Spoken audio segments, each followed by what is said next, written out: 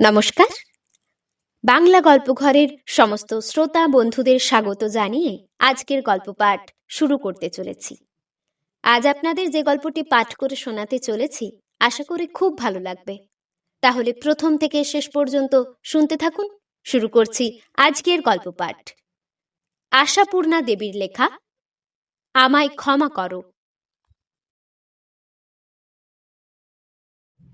প্রায় আধখানা গ্রাম জুড়িয়া যে ধ্বংসপ্রায় প্রসাদ শ্রেণী বহিয়া ইতিহাসের ছেঁড়া পাতার মতো ইতস্তত ছড়াইয়া আছে, আজও তাহারা দর্শকের মনে একটা সকরুণ শ্রদ্ধা জাগাইয়া তোলে।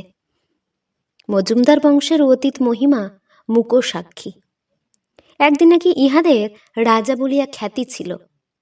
বারমহল, অন্দরমহল, কাছারি ঘর, নাট মন্দির, দুর্গা দলন, ভোগ মণ্ডপ, রান্নাবাড়ি ইত্যাদি নামের আড়ালে ভাঙা ইটের স্তূপের ভেতর যে অস্পষ্ট ছবি ভাসিয়া ওঠে, তাহার সামনে মাথাটা আপনিই কেমন নত হইয়া আসে। আর আসে একটা হাই হাই ভাব। কেমন ছিল সেই বিচিত্র সমারোহের কোলাহলময় দিনগুলি? কেমনই বা ছিল ইহাদের অধিবাসীরা, যাহারা এখানে একদিন জন্ম মৃত্যু, হাসি কান্না, সুখ দুঃখের অংশ অভিনয় করিয়া গিয়াছে? ভাঙা দেওয়ালের ফাটলে ফাটলে এখনো কি তাহাদের অতৃপ্ত নিঃশ্বাস জড়াইয়া আছে? ভোগের এই অজস্র উপকরণ ফেলিয়া যাওয়ার অতৃপ্তি? চৈত্র বৈশাখের এলোমেলো সন্ধ্যায় কপাট খসা জানালার ফোকরে ফোকরে যে আর্তস্বর হাহাকার করিয়া ফিরে, সে কি তাহাদেরই সঞ্চিত দীর্ঘশ্বাস? চামচিকা ও গোলা পায়রার ঝাঁক ছাড়া এখানে অন্য কোনো জীবিত প্রাণীর অস্তিত্ব বাহির হইতে বিশ্বাস করা শক্ত, বরং বেশি সহজ ভূতের অস্তিত্ব কল্পনা করা। তবু আছে সে অস্তিত্ব, হয়তো নেহাত নিরুপায় বলিয়াই আছে। অন্দরমহলের মধ্যে যে ঘরগুলো এখনো কোনো প্রকারে টিকিয়ে আছে, তাহারই একখানিতে থাকেন নতুন গিন্নি, নবদ্বীপ মজুমদারের তৃতীয় পক্ষের স্ত্রী। 70-এর কাছাকাছি বয়স, মাজা ভাঙা খুনখুনে বুড়ি, চোখের চাহনি নিষ্প্রভ, শুধু গলার জোর আছে সমান। দিনের মধ্যে 50 বার হোঁটোচ খাইতে খাইতে কোন গতিকে বুড়ি নিজের পেটের ব্যবস্থা করিয়া লয়, আর ঊর্ধ্বতন 14 পুরুষ হইতে শুরু করিয়া পশু পক্ষী কীট পতঙ্গ দেব দানব সকলের উপর অভিশপান্ত বর্ষণ করিতে থাকে। বিশ্ব সংসারে সকলের উপর ওর অদ্ভুত এক বিজাতীয় ক্রোধ। পৃথিবীটাকে দাঁতে পিষিয়া ফেলিতে পারিলে যেন ওর শান্তি হয়। গ্রীষ্মকালে রোদের তাপ অসহ্য হইলে ভাঙা কোমর সোজা করিবার ব্যর্থ চেষ্টায় কোমরে হাত দিয়া দাঁড়াইয়া চোখের উপর হাত আড়াল করিয়া আকাশমুখী হইয়া তীব্র স্বরে বলে, মরছ আগুন জেলে, পুড়িয়ে মারছ পৃথিবীকে, তোমার মরণ হয় না? অনামুখ, ভর দুপুরে সাপ দি তোমায়, জ্বলে পুড়ে মরো, জ্বলে পুড়ে মরো। অবশ্য সূর্যদেবের গায়ে ব্রাহ্মণ কন্যার অভিশপান্তের আগুন স্পর্শ করে কিনা তাহার প্রমাণ পাওয়া যায় না, কিন্তু বুড়ির এই অযথা শক্তিক্ষয়ে আলস্য নাই। আবার বর্ষার দিনে একঘেয়ে বৃষ্টির শব্দ ছাপাইয়া অসন্তোষ মুখর হইয়া ওঠে। ঝাঁটা খেকো দেবতা কেঁদে মরছেন, কোন জমে ধরেছে তোমায়? কাক, চিল, ইঁদুর, আরশোলা সকলের সঙ্গেই প্রতিপক্ষের ভঙ্গিতে বাক্যবাণ বর্ষিত হয়। উঠানের ওপারে শামাকে দেখা গেল, 2 হাতে একগোছা সজিনা ডাঁটা ও একটা পোকা বেল, কোঁচরে কয়েকটা পাতিলেবু। নতুন গিন্নিকে দেখিয়া অপ্রতিভের ফিকা হাসি হাসে। সাধ্যপক্ষে ইহার সামনে পড়িতে চায় না সে। শ্যামাকে দেখিয়াই তেলে বেগুনে জ্বলিয়া ওঠে বুড়ি।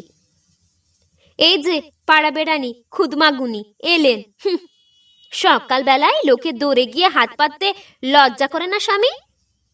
অমন পেটে আগুন ধরিয়ে দে, আগুন ধরিয়ে দে। ভাতার পুতের সংসার নয়, একটা পোড়া পেট, তার জন্য অত আহিংকে। ছি ছি ছি, আমি হলে গলায় দড়ি দিতুম। শ্যামার যে বাড়িতে সত্যকার কি দাবি আছে সেটা খুঁজিয়া পাওয়া শক্ত। হয়তো অতি সূক্ষ্ম একটু সম্বন্ধের রেশ থাকিলেও থাকিতে পারে, হয়তো কেবলমাত্র আশ্রয়হীনতার দাবিতেই সে আছে, অথচ এত বড় ভাঙা বাড়িতে তাহার মন টেকে না।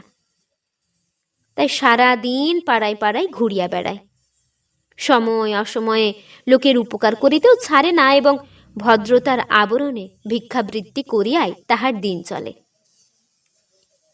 আরও একজন বাসিন্দা আছে, সে হৈমন্তী। প্রেতপুরীর অন্ধকার গহরের কি সোনার প্রদীপ জ্বলে, জ্বলিলে হয়তো হৈমন্তীর সঙ্গে তুলনা করিবার মতো বস্তু একটা মিলিত। এবারের শেষ বংশধর সমুদ্র নারায়ণের স্ত্রী হৈমন্তী। সৌন্দর্য আর সুলক্ষণের কোষ্ঠী পাথরে যাচাই করিয়া আনা মেয়ে, কিন্তু কোষ্ঠীকারদের শাস্ত্র ব্যর্থ করিয়া হৈমন্তীর জীবন ইতিহাস গড়িয়া উঠিয়াছে অদ্ভুত অলক্ষণের মধ্যে। নিতান্ত দরিদ্রের ঘর হইতে যখন এ বাড়িতে বধূ বেশে আসিয়া দাঁড়াইল হৈমন্তী, তখনও বাজনা শেষে সুরের রেশের মতো এদের পূর্ব গৌরবের কিছু জের আছে। জীর্ণ জামিয়ার আঁখ রাখা গায়ে দিয়ে আর চওড়া কলকাপার শান্তিপুরী ধুতি পরিয়া দাদা শ্বশুর বিশ্বনারায়ণ রূপার থালায় 5খানি আকবরী মোহর দিয়া কন্যা আশীর্বাদ করিয়া আসিয়াছিলেন। হৈমন্তী পশ্চিমের মেয়ে। দরিদ্র পিতার ঘর হইতে সে প্রচুর ঐশ্বর্য বহিয়া আনিতে পারে নাই সত্য, কিন্তু আনিয়াছিল অনবদ্য রূপ আর অপূর্ব সঙ্গীতানুরাগ। ইহাদের বনেদি জমিদারের ঘরে মলপরা নোলকপরা অষ্টাঙ্গ গহনায় মোড়া মেয়েদের মাঝখানে হৈমন্তী যেন একটা আবির্ভাব। তা সমুদ্র তাহার মান রাখিয়াছিল, সনাতন নিয়মের গণ্ডি কাটাইয়া তাহার জন্য রাখিয়াছিল অনেকখানি আকাশ আর অনেকটা আলো। কিন্তু কয়দিনই বা, উৎসবাড়ির হাজার বাতির ঝড়ের মতো নিমেষে মিলাইয়া গেল সেই সমারোহের দিনগুলি। সেদিন চাঁদ উঠিয়াছিল, সদ্য ফোটা চাঁপা ফুলের মদির গন্ধে বাতাস ছিল উন্মনা। দিঘির ঘাটের বাঁধানো চাতালে হৈমন্তী বসিয়াছে, সে তার হাতে, জ্যোৎস্নায় মাজা দেহ, পরনে নীলাম্বরী, পায়ের কাছে সমুদ্র নারায়ণ। হৈমন্তী বলিয়াছিল, আজ আর বাজাতে ভালো লাগছে না, কি জানি কেমন যেন ভয় করছে, মনে হচ্ছে। কি মনে হচ্ছে বলো তো? মনে হচ্ছে এত সুখ বুঝি সইবে না, বুকের ভেতরটা কেমন যেন করছে, মনে হচ্ছে এই বুঝি শেষ। নিবিড় আলিঙ্গনের মধ্যে কথার শেষ হারাইয়া গিয়াছিল। সমুদ্র হাসিয়া বলিয়াছিল, বুকের এত কাছে থেকে ভয় কেন হৈম? কিসের ভয়? ওটা দক্ষিণে হাওয়ার গুণ, কবিরা তাই বলেন মাতাল বাতাস। তোমার সেই সুরটা বাজাও, সেদিন ছাদে বসে যেটা বাজালে। হৈমন্তী ধীরে ধীরে বাজনাটা তুলিয়া লইয়াছিল, কিন্তু হাত খুলিল না, সুর কাটিয়া গেল বারবার। কাতরভাবে বলিয়াছিল, আজ থাক, শুধু তুমি আমার আরো কাছে এসো, খুব কাছে। আরো কাছে? সমুদ্র হাসিয়া ফেলিল, কিন্তু হাসির সুর মিলাইবার আগেই বাড়ির ভিতর হইতে ঊর্ধ্বশ্বাসে ছুটিয়া আসিল ক্ষীরোদাছি। দাদাবাবু, সর্বনাশ হয়েছে। কি রে ক্ষীরোদা, ব্যাপার কি? ইন্দির দাদাবাবু নাকি বাগদিপাড়ায় গিয়ে কি কেলেঙ্কারি করেছিল, তারা পাড়া ঝেঁটিয়ে লাঠিনে তেড়ে এসেছে। মুহূর্তে মাথার ভিতর আগুন জ্বলিয়া উঠিল। আবার এই কাণ্ড! এই সেদিন ইন্দ্রের জন্য কত হাঙ্গামা, কত অপমান সইতে হইল। পুলিশকে আক্কেল সেলামি দিতে গিয়া সমুদ্রের উঁচু মাথাটা হেঁট হইয়া গিয়াছিল। পিসির ছেলেকে লইয়া নিত্য এ ঝঞ্ঝাট পোহানোর দায় কিসের? বাড়ির মধ্যে ঢুকিতেই ভীত ইন্দ্রনাথ ছুটিয়া আসিয়া কাতরভাবে বলিল, ছোটদা, তোমার পায়ে পড়ি, ওরা আমাকে খুন করে ফেলবে। ওরা? ওদের হাতে পড়বার আগে আমি তোমায় খুন করব রাস্কেল। আচমকা একটা ধাক্কা খাইয়া ইন্দ্র উঁচু রোয়াকের ওপর হইতে ছিটকাইয়া পড়িল শান বাঁধানো উঠানে। আশ্চর্য, পড়িল আর উঠিল না। সমুদ্রকে জব্দ করিবার জন্য সত্যই খুন হইয়া গেল ইন্দ্র। জোয়ান ছেলে, স্বাস্থ্য সবল দেহ, এতটুকু উঁচু হইতে পড়িয়া মরিয়া যায়? হয়তো আশঙ্কায় আর উত্তেজনায় স্নায়ুশিরায় টান হইয়াছিল, এতটুকু আঘাতেই ছিঁড়িয়া খান খান হইয়া গেল। এখনো সে দৃশ্য চোখের ওপর ভাসিয়া ওঠে হৈমন্তীর। উঠানের মাঝখানে ইন্দ্রর মৃত দেহ ঘিরিয়া বাগদীপ প্রজাদের নীরব জনতা। একজনের হাতে একটা মশালের আলো দপদপ করিতেছে। দুরন্ত বাতাসে তাহার সঞ্চরণশীল আলো ছায়ায় সমুদ্র নারায়ণ মুহূর্তে মুহূর্তে যে হারাইয়া যাইতেছে। চাঁদ বোধ করি তখন অস্ত গিয়াছে। কেমন করিয়া সেই বাগদিদের সাহায্যেই লাশ সরানো হইল, কেমন করিয়া তাহাদের নিবন্ধে সেই রাত্রেই সমুদ্র গ্রাম ছাড়িয়া ফেরার হইল, সেসব কথা এখন আর হৈমন্তীর বোধ করি ভালো মনে পড়ে না। শুধু সমুদ্রের শেষ কথাটা মনে পড়ে। পুলিশের হাতে ধরা দেবার সাহস খুঁজে পাচ্ছি না হৈম। তোমাকে বিধবা করতে পারবো না, পারবো না তোমায় ফেলে আমি মরতে। তাই দীর্ঘ এক যুগ বৈধব্য আর সাধব্যের অদ্ভুত ত্রিশূলাঙ্কে কাটাইয়া আসিতেছে হৈম। আর মাস 2 গেলেই সিঁদুর মুছিয়া থান ধরিবার ব্যবস্থা। এক যুগ কাটিয়া গেলে নাকি নিরুদ্দিষ্ট ব্যক্তিকে মৃত বলিয়া গণ্য করিতে হয়। 18 বছর হইতে 30 বছরের দরজায় আসিতে যে দীর্ঘ পথ অতিক্রম করিতে হইয়াছে হৈমকে, সে কি এতই ক্লান্তিহীন? খুনি স্ত্রী, ফেরারির আসামি স্ত্রী, এই ঘৃণ্য পরিচয় লইয়া এত দিন বাঁচিয়াছে হৈমন্তী কি হিসাবে? হয়তো মরিবার সাহস সেও খুঁজিয়া পায় নাই। সমুদ্র যদি কোনোদিন ফিরিয়া আসে, যদি ডাক দেয়, সাড়া দিবে কে?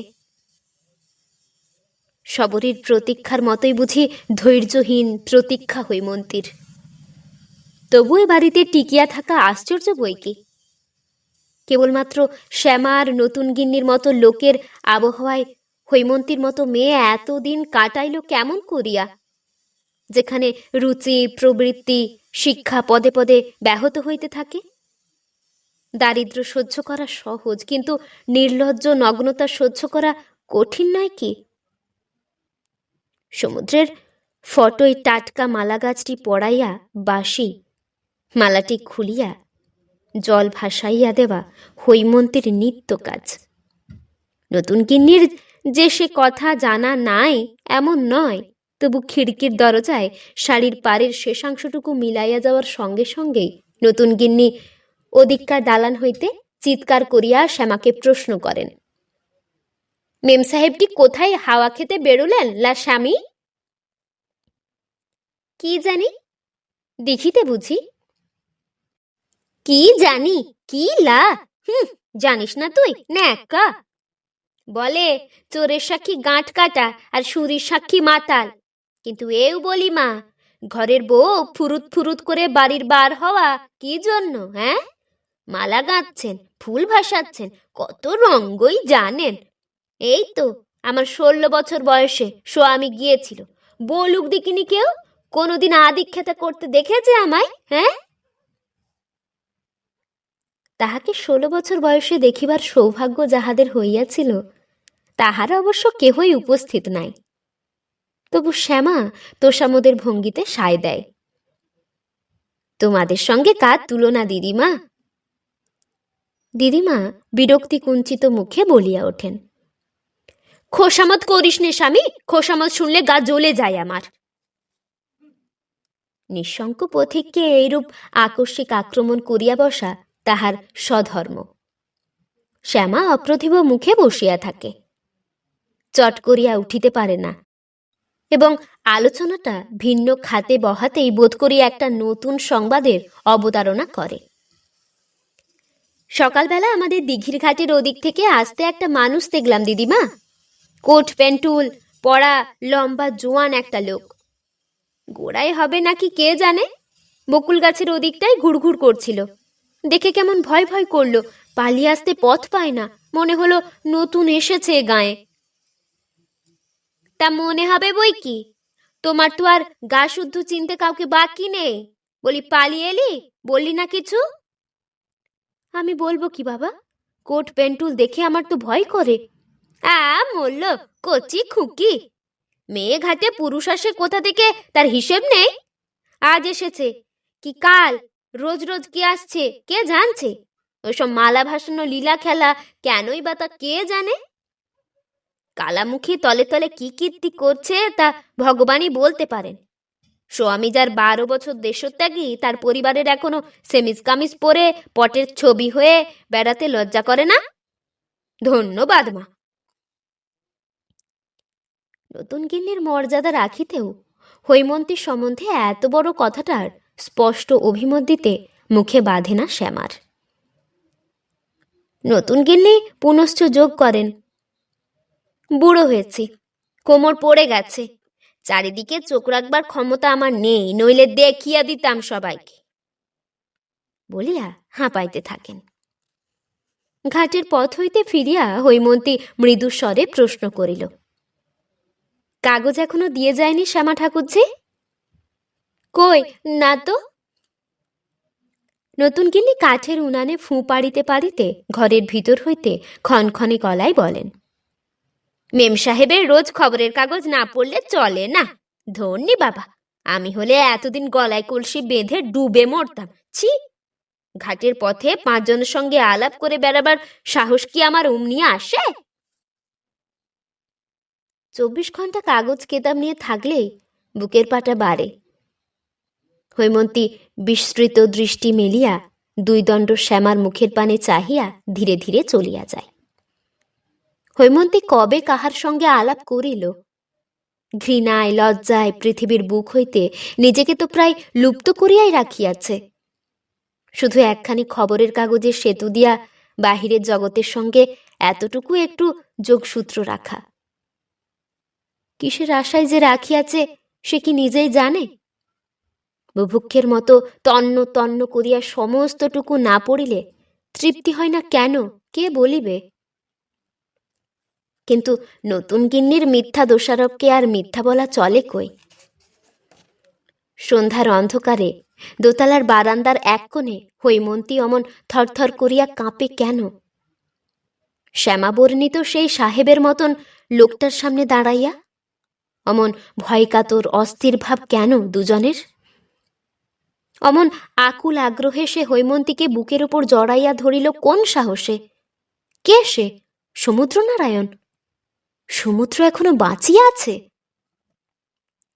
অনেকক্ষণ পরে আপনাকে মুক্ত করিয়া লইয়া হৈমন্তী কম্পিত কণ্ঠে কহিল, লুকিয়ে পালিয়ে যাব? লোকে কি বলবে বলো?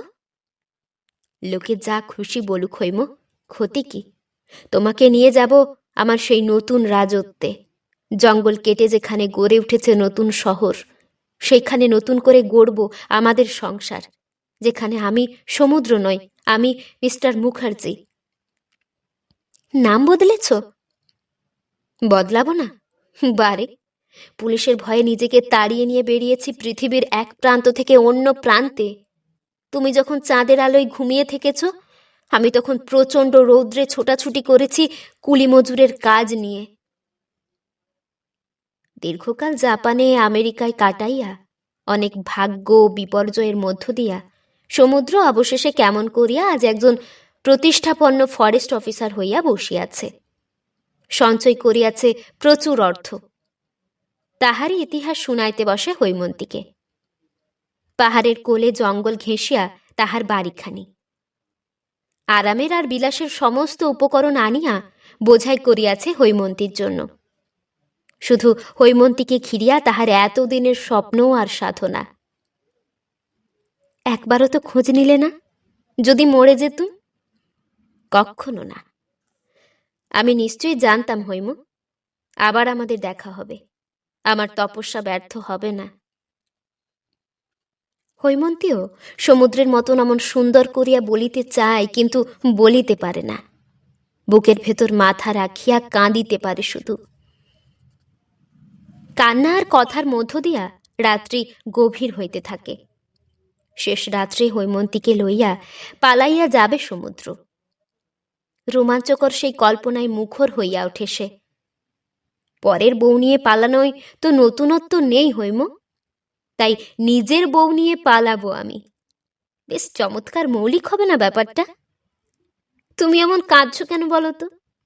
কত পাহাড় জঙ্গল ডিঙিয়ে, কত অগাধ সমুদ্র পার হয়ে ফিরে এলাম তোমার কাছে, সারা রাতটুকু কেঁদেই নষ্ট করবে? আচ্ছা, এদিকে কেউ এসে পড়বে না তো? এতদিন পরে আবার ধরা পড়িতে রাজি নয় কিন্তু। কেই বা আছে? নতুন ঠাকুমা সিঁড়ি উঠতে পারেন না। শ্যামা ঠাকুরজির ভূতের ভয়, সন্ধ্যা হলেই ঘরের বার হয় না। তাহলে আজকের রাতটুকু নির্ভয়ে আশ্রয় পেতে পারি তোমার ঘরে। ঘরে খিল লাগাইয়া সাবধানে আলো জ্বালে হৈমন্তী। ঘরের চেহারাটা প্রায় একই রকম রেখেছ দেখছি। কি আশ্চর্য লাগছে হৈম! সেই পালঙ্ক, সেই আয়না, দেরাজ, ছবি আলমারি, সেই জানালা দিয়া চাঁদের আলো এসে পড়েছে তোমার মুখে। সে তুমি প্রায় তেমনই সুন্দর রয়ে গেছ, যেন কিছুই পরিবর্তন ঘটেনি তোমার জীবনে। যেন আমি এই কিছুদিনের জন্য শুধু বিদেশ ঘুরে এলাম, অথচ কত ঝড় বয়ে গেল আমার জীবনে। টুকরো কথা, টুকরো হাসি। এ ছবি কার? গুরুদেব টুরুদেব নয় তো? কি আশ্চর্য, এই হতভাগার ছবিতেও মালা ঝোলে। নিলাম এটা আমি, আজ আমার পাওনা। বিশ্রী এই খাকির পোশাকে ফুলের মালা মানায় না, কি বলো? কাপড়, ধুতি? ধুতি কি আমি শার্টের পকেটে নিয়ে বেড়াচ্ছি নাকি? তুমি দেবে? আমার জামা কাপড় তুলে রেখেছ এতকাল ধরে। হৈম, হৈম,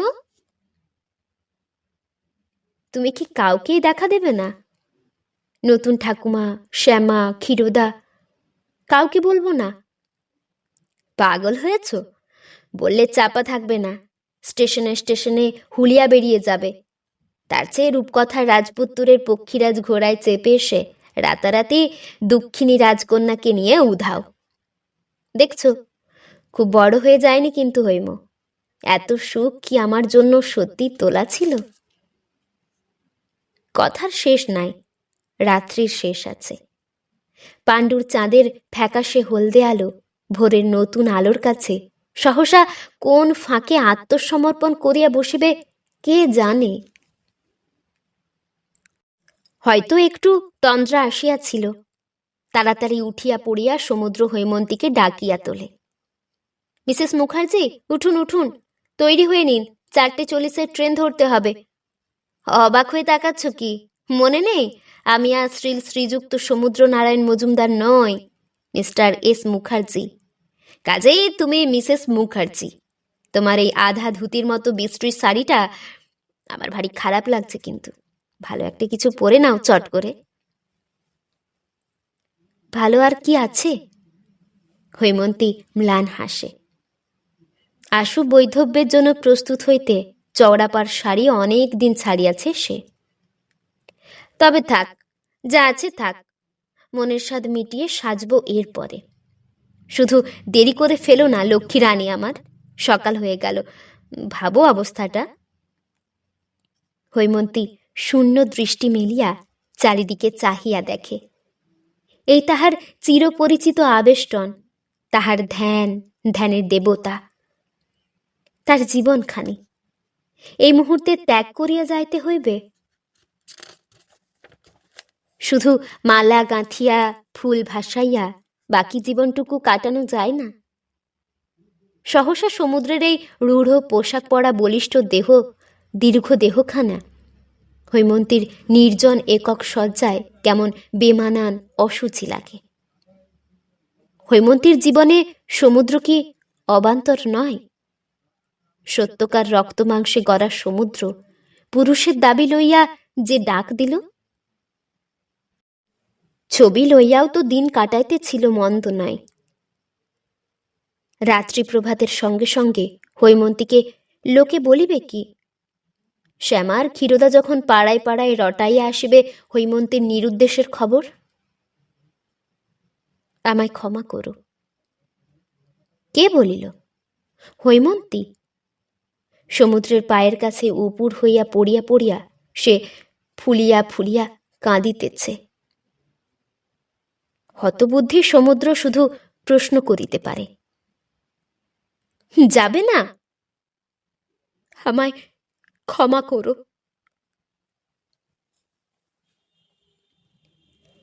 এতক্ষণ শুনছিলেন আশাপূর্ণা দেবীর লেখা আমায় ক্ষমা করো গল্পটি।